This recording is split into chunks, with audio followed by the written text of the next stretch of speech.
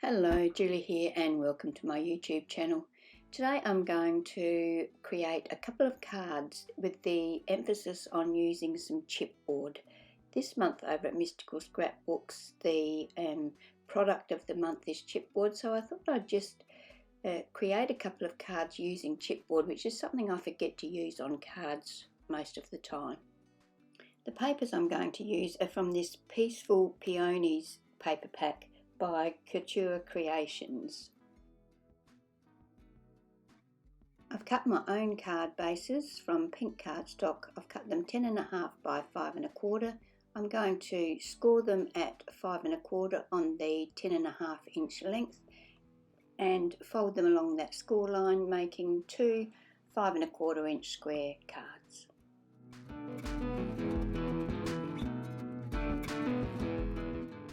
I didn't really have a plan of what these cards were going to look like, so I just chose two pattern papers from the pack. I chose pattern paper number 10 and pattern paper number 1, and I cut both of those so that I had a square 5 inches and another strip that was 2 inches by 5 inches.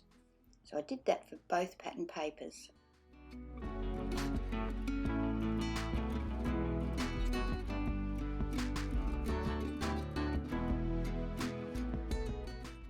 For my first card, I'm going to start with pattern paper number 10.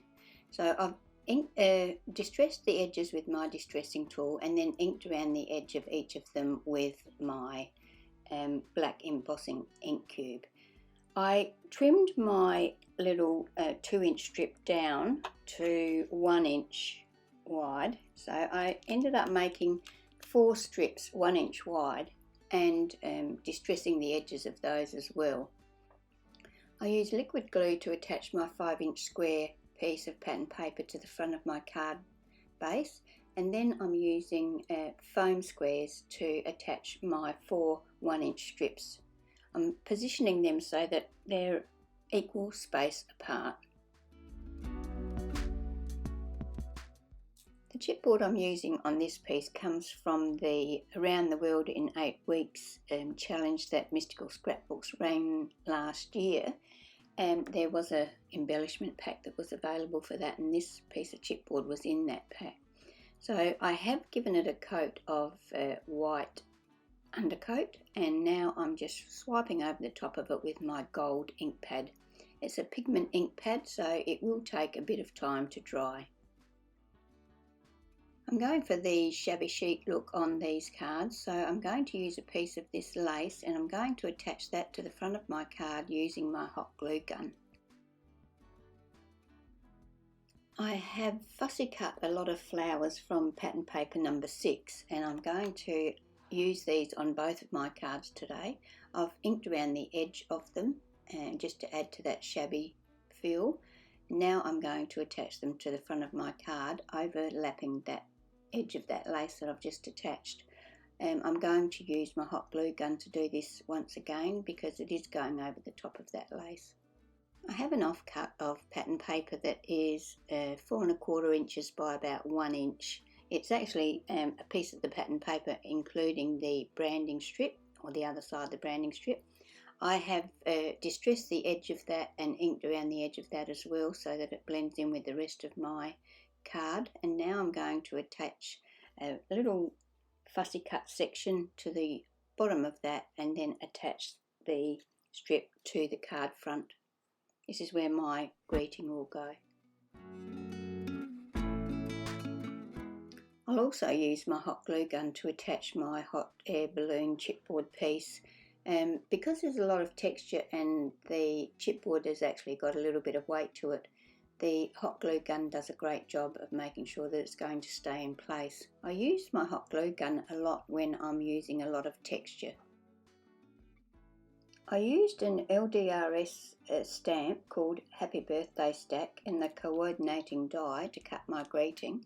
I stamped it and then heat embossed it and then used the die to cut it out and then attached it to the front of my card using glue.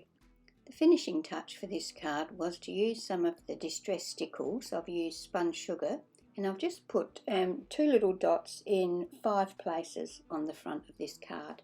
They don't really stand out, but they're there. They're a bit of added texture and they're just a little bit sparkly.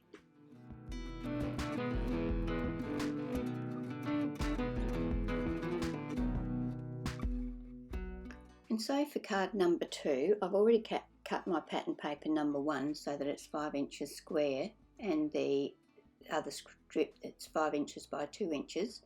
I've just inked around the edge of these. I haven't distressed them with the distress tool. So now I'm going to use my glue to attach the 5-inch square piece to the card front. I've cut 2 pieces of the same pink cardstock that I cut the card base out of, and I've cut them 1/2 inch wide by 5 inches long, and I'm just going to stick one down each of the 5-inch lengths of the 2-inch piece of cardstock that I've cut. This gives me a little border around my pattern piece and sort of helps it stand out from the background. Now I'm going to attach my lace to the front of my cardstock. I'm going to attach it so that it runs vertically on the card, and even though just a few minutes ago I said that I always use my hot glue gun when I'm using texture, I'm going to actually use my liquid glue to attach this piece of lace.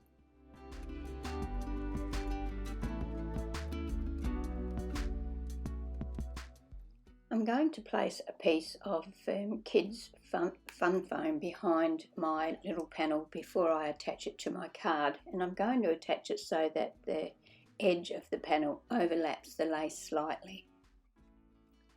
Time now to play around with my fussy cut elements. I'm going to add a couple, see what I like, how I like them, add some extra leaves. I've got a little bud and another closed bud that I'm going to place in this little cluster. So I'm going to play around with those, and when I am happy with how it looks, I'm going to take it all off and ink around the edges of each of those elements using my black ink cube. Once all the elements are ready, I'll then go ahead and use my liquid glue to attach them to that little panel on the left hand side of my card front. The chipboard I'm using for this card is a little butterfly, and it comes from Memory May's wire butterfly set. All of these will be linked in the description box below if you're interested in having a look at them. I have given this a coat of white undercoat, and now I'm going to use my Nuvo drops in, White Blizzard, and I'm going to give it a coat of that. Now I'm going to use my liquid glue to attach that to my card front. It was a little bit tricky seeing as how the Nuvo drops were still wet, but I managed to get it on there in one piece. The sentiment for this one is a rub-on. Now I had heaps and heaps of rub-ons, and they were so old that I decided I would go through my whole stash and rub them onto white cardstock. If they worked, they worked. If they didn't, they went in the bin. So this one worked okay. So now I'm just going to attach that to the front of my card on some foam squares. I think it was I wouldn't swear to it, but I think it was a Kaisercraft rub-on that I used. I decided I wanted my little butterfly to have a bit more sparkle to it. So I'm using my Spellbinders Sparkle Dust Glitter. It's just a clear glitter. And I'm just sprinkling that all over the butterfly. Probably would have been a lot better idea if I had done this before I attached it to my card, but change of hearts, these things happen.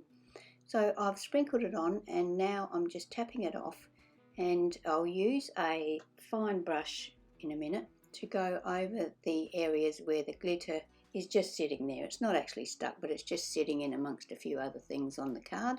So I'll just use a soft brush to tidy that up, and then set it all aside to dry. Once again, I'm going to use my Distress Stickles in Spun Sugar and just add some dots of colour. So I probably did 5 areas, I think, of 2 dots, just randomly here and there on the card.